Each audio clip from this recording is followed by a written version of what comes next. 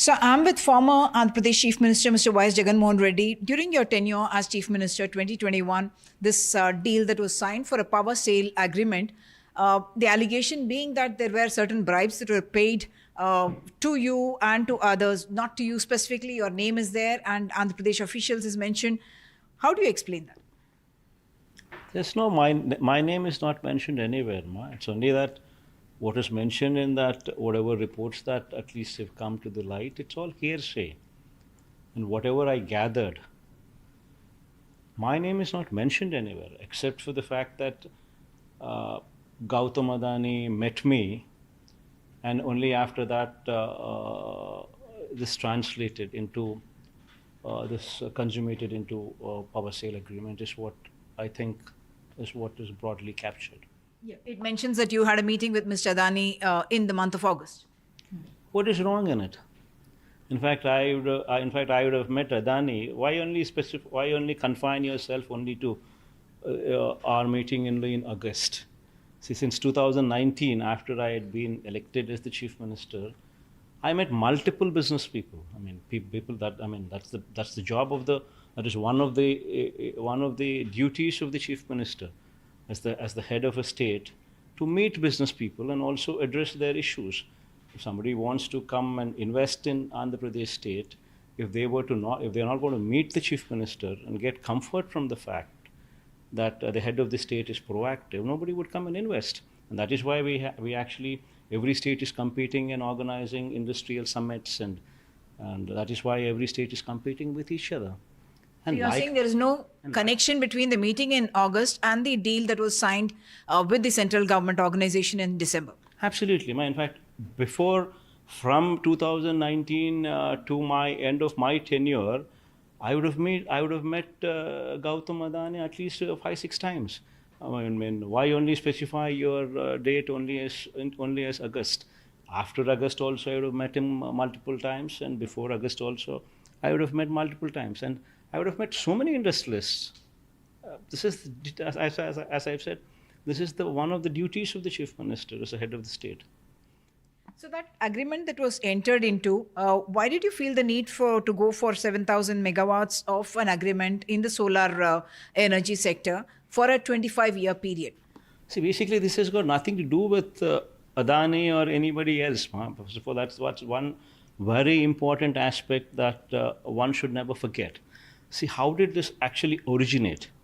See, on September 15th, SECI, which is a central government entity, that is, central government writes to a state government, and in that letter from the central government entity, they very clearly mention that they appreciate the fact that whatever we are doing for the upliftment of farmers without further burdening the DISCOMs, while they appreciate the fact that whatever we're doing, and also they go one step further and say that we have also noticed the recent tenders that have been called by the state government for a 6,400 megawatt capacity.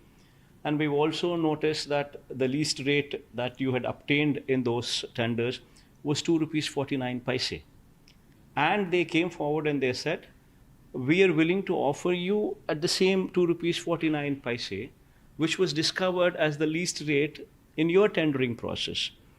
So if you're willing to take power from us, we are willing to supply that power to you at that very same rate of 2 rupees 49 paise at your doorstep, with waiving off as a special incentive, giving you the interstate transmission charges waiver. And that was the contents of the letter from SECI. Now you tell me, see, this would actually give us a saving of 4,000. I mean, that's exactly why we had gone for tendering first place, because we wanted to reduce the rate of procurement costs. Our average procurement cost is 5 rupees 10 paise. So the only way we could reduce the cost and give farmers, in fact, Andhra Pradesh is one state which gives farmers free power. And it's not sustainable until and unless something drastic is done. So the only way something drastic could be done is to ensure that we bring in solar power at affordable, very, very cheap rates, and we actually are in a position to give this power to the farmers during the daytime. And that was the vision with which we started off. Then we floated tenders in the state of Andhra Pradesh. And then we had for 6,400 megawatt. And then, unfortunately, the tendering process was stuck up in courts. In the meanwhile, while that was stuck in the courts, maybe 10 months after that, in the meanwhile, we received this letter exactly giving us the same benefit of 2 rupees 49 paise per unit they're willing to supply, and which is also apparently the cheapest rate of power Andhra Pradesh has ever procured. It is the cheapest rate of power Andhra Pradesh ever procured, at 2 rupees 49 paise. And that 2 rupees 49 paise comes to us. Then how can any state government set aside a letter like that? I mean, if I were to set aside a letter like that, you would immediately comment, people like you would immediately criticize me and say, because it is central government, and central government gives you such a phenomenal offer, because it is central government, you set aside, because you have ulterior motives that you want to buy power from other private people. That's what you would say. All what we did was we just responded positively to the offer made by the central government, that is SECI.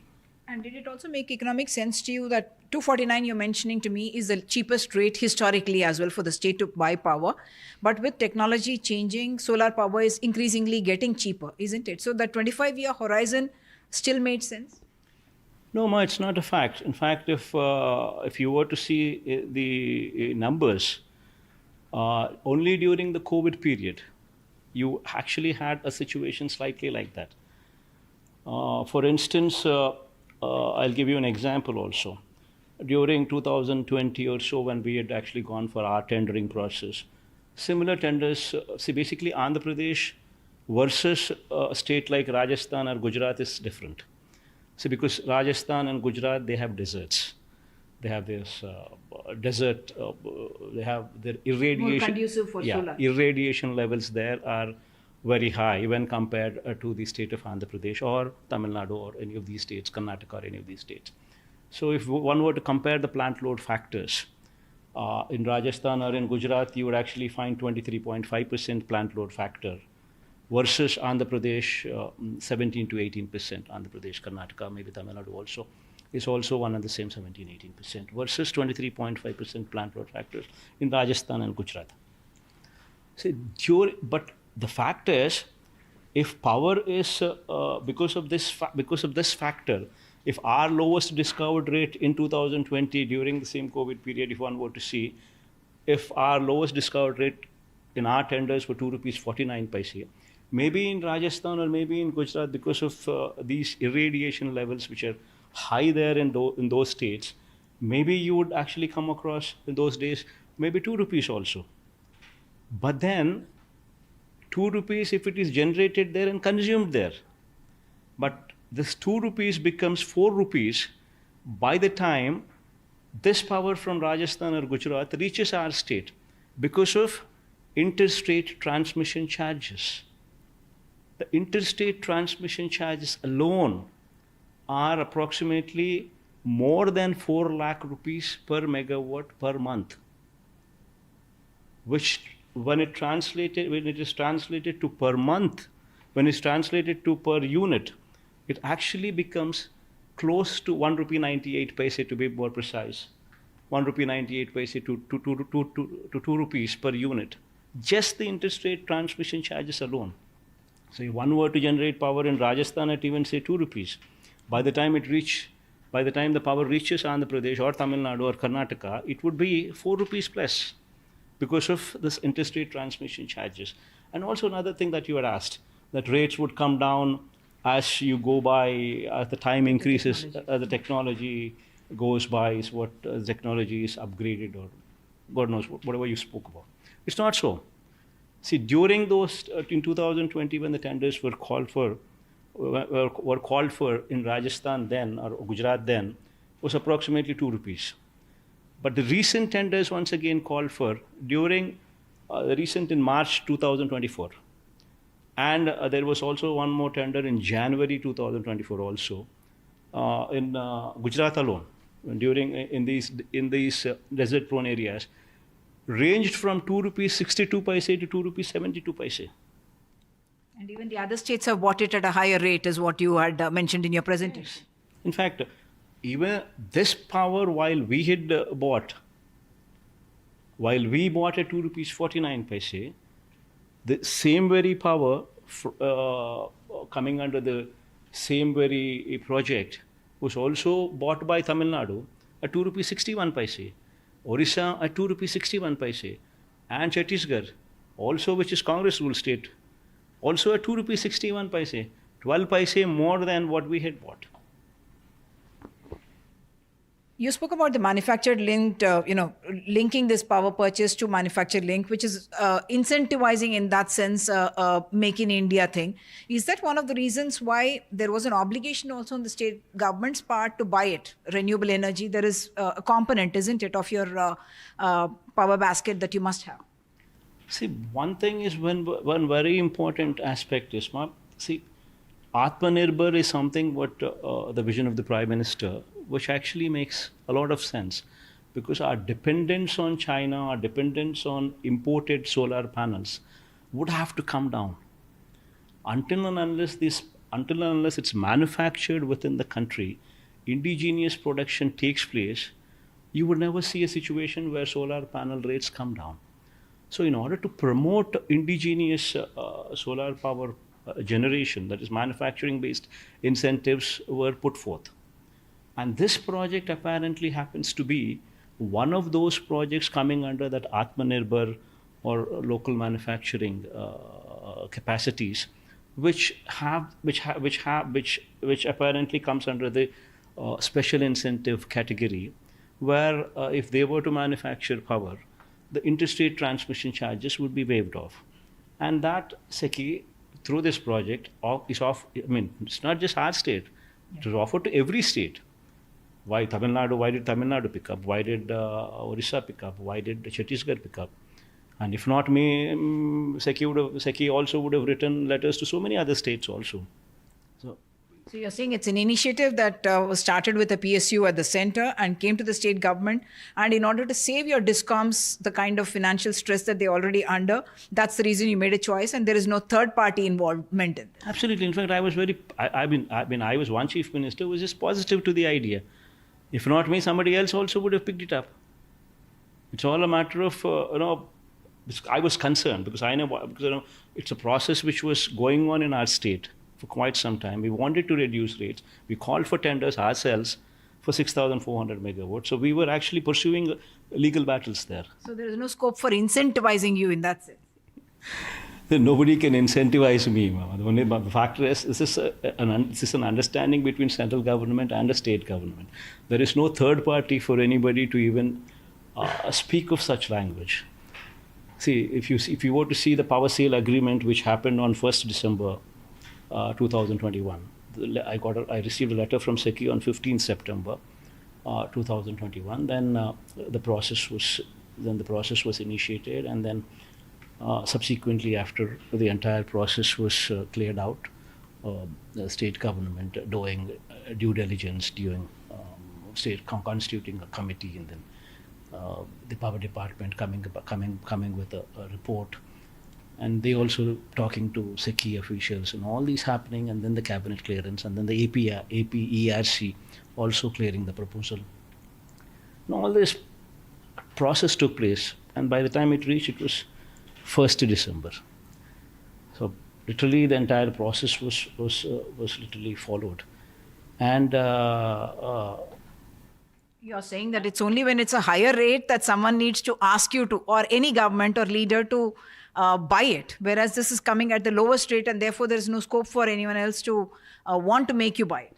And also among the signatories, if one were to see the power sale agreement entered into on 1st December, who were the signatories? There's no third party there. It's SECI, state government, and DISCOMs.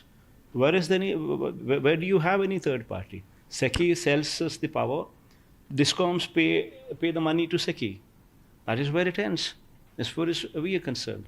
It's central government writing to us, giving a phenomenal offer of 2 rupees 49 paise, which is also apparently the cheapest power the state of Andhra Pradesh has ever procured.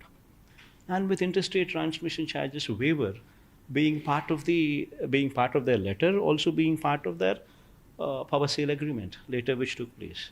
Okay, the renewable, going towards renewable energy is something that the country itself is talking about all the time. In this context, if the state government were now in the light of all these allegations, what do you see as the reason why this seems to have come up? In your own state, you have spoken about political targeting. I mean, as far as this is concerned, Ma, this is a historic decision. In fact, anybody who has got a certain knowledge about the state, and anybody who is from my state, would understand that this is a historic decision. You are actually reducing the average cost of power. 5 rupees 10 paise is being reduced because thanks to this, a combination of 2 rupees 49 paise which is coming in, which in turn gives us a saving of 2 rupees 49 paise versus 5 rupees 10 paise, 2 rupees 60 paise per unit. And on this contracted load of 17,000 million units originating from the 7,000 megawatt capacity, translating to 2 rupees 61 paise into 17,000 million units, translating to 4,400 crores of saving per year. And on a 25-year period, what the PPA life is, you actually are seeing a situation where more than 1 lakh crores of savings comes to the state of Andhra Pradesh. So if the government now may be considering a cancellation of this order, what would you say? I don't think anybody would have the guts to cancel this. If someone were to cancel this, then actually it becomes a bigger scam. Now, this is the cheapest source of power state of Andhra Pradesh has ever gotten. And if somebody can go ahead and cancel that, that becomes a scam. Thank you so much.